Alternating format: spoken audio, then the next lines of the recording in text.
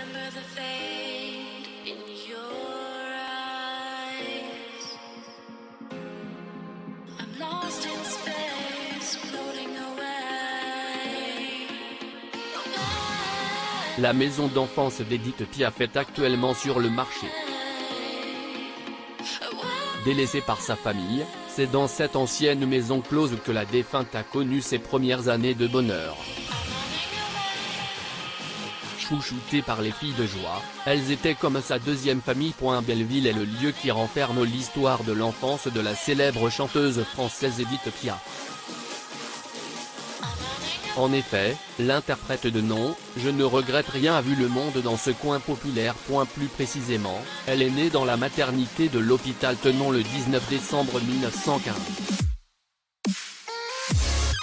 Et ce fut également dans ce même quartier qu'elle avait fait vibrer ses cordes vocales pour la première fois. Née Édith Giovanna Gassion, elle était la fille de Louis Gassion, un artiste de cirque français aussi connu comme l'homme qui marchait la tête à l'envers. Quant à sa mère, Annetta Maillard, elle était chanteuse de cabaret, un métier qui, malheureusement, a fait entrave à son rôle de mère. La chanteuse Édith Piaf. Photo, Getty Images. La petite Édith avait alors été confiée à sa grand-mère paternelle, Louise, aussi surnommée Titine, en Normandie. Il s'avère que la dame, patronne de maison close, n'appréciait guère sa petite fille. À l'époque, la future star avait connu ses premières années de bonheur, grâce aux filles de joie du Grand 7. Actuellement, la maison où elle a vécu de 1917 à 1922, le patrimoine de ses grands-parents paternels, est à vendre. La chanteuse Édith Piaf. Photo, Getty Images. Chouchoutée, Édith Piaf avait trouvé un cadre familial auprès des filles de joie. Les grands-parents d'Édith tenaient un café dans le Vogueuse avant de monter le bazar La Grande Charbonnerie de Calvados. En parallèle, la grand-mère Titine gérait la maison de passe à Bernay. Ce fut donc dans cette maison que la célèbre chanteuse a grandi entre deux voyages avec son père contorsionniste qui l'avait fait chanter dans les rues. Délaissée par la patronne du Grand 7 et n'ayant pas ses parents à ses côtés, la petite fille avait trouvé réconfort auprès des femmes qui travaillaient chez sa mamie. Les filles de joie l'avaient prise sous leurs ailes et avaient tout fait pour qu'elle s'y sente comme chez elle. Mangeant à sa faim, buvant du lait de la région, lavé, elle lui avait en plus offert de beaux habits. Photo d'Édith Piaf. Photo, Getty Images. Parfois, la jeune Édith chantait pour les hommes de passage, comme il a été mentionné dans les paragraphes du livre Édith Piaf, une vie vraie. C'est ainsi, dans le dit bordel, qu'elle avait vécu, heureuse, de ses 2 à 7 ans. Il s'avère qu'en vérité, les filles de joie faisaient plus que chouchouter la petite Édith. En effet, comme des mères de substitution, ces gentilles femmes avaient aussi pris soin d'elle lorsqu'elle était malade. La chanteuse française Édith Piaf, 1915-1963. Photo, Getty Images. Elle avait prié pour Édith et avait tout fait pour qu'elle se rétablisse. Outre les moments de bonheur, Édith Gassion avait aussi vécu de terribles épreuves dans la maison de ses grands-parents. Victime de kératite aiguë, à l'âge de 7 ans, elle avait perdu la vue. La petite était résignée à ne plus revoir la lumière du jour, mais un miracle l'aurait heureusement sauvée. Selon les récits, la chanteuse devait sa guérison à ses mères de substitution. Tenant absolument à ce qu'Édith retrouve la vue, les pensionnaires de la maison close avaient pris la décision de partir à la basilique Sainte-Thérèse de Lisieux. Devant la tombe de Sainte Thérèse, les femmes avaient frotté le front d'Édith avec de la terre. Les filles de joie prièrent des heures, implorant la petite sainte de faire quelque chose pour leur si gentille Édith. Et 4 jours plus tard, Édith avait recouvré la vue, avait raconté le Carmel de Lisieux. Portrait en 1947 de la chanteuse française Édith Piaf.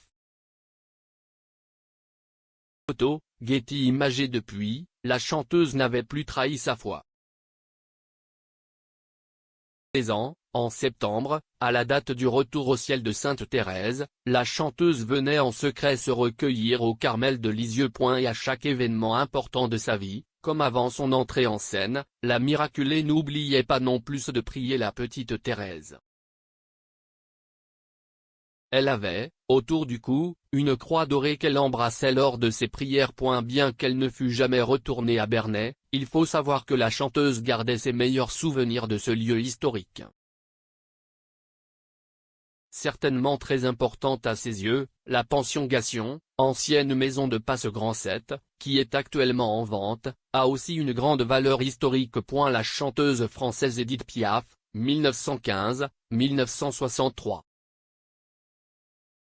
Photo, Getty Images. La maison des premières années de bonheur d'Édith a été mise en vente. La demeure mythique, dans l'Eure, 7 rue Saint-Michel à Bernay, a récemment été mise sur le marché, comme l'a annoncé France Bleu. Le bien comporte 3 appartements de 60 à 80 mètres carrés qui sont présentement loués. Chacun d'eux dispose d'un jardin et en tout, il y a 10 garages. Étendu sur une surface de 200 mètres carrés, le prix de départ du bien a été fixé à 285 000 €. Comme il s'agit d'un investissement locatif, les locataires sont amenés à rester dans l'immeuble. Donc, comme il a été précisé par Actu.fr, l'acquéreur de la maison d'enfance d'Édith Piaf ne pourra pas s'y installer. Alors que l'immeuble n'est en vente que depuis quelques jours, Benjamin Plessis, un conseiller immobilier chez Orpi, a avoué qu'il a déjà eu plusieurs appels. Chez Actu.fr, il a également confié que s'il était acheteur et qu'il avait le choix entre 2 immeubles de même qualité et de même prix, il choisira celui des Gation, une maison très atypique. L'agent immobilier a de plus livré qu'il y a une petite porte dérobée vers l'arrière pour sortir en toute discrétion. Et sous la toiture, il y a encore des sortes de cases, signe d'une activité désormais révolue. D'une valeur patrimoniale, il a par ailleurs expliqué qu'entre 2 appartements similaires, l'appartement n'a pas un prix supérieur.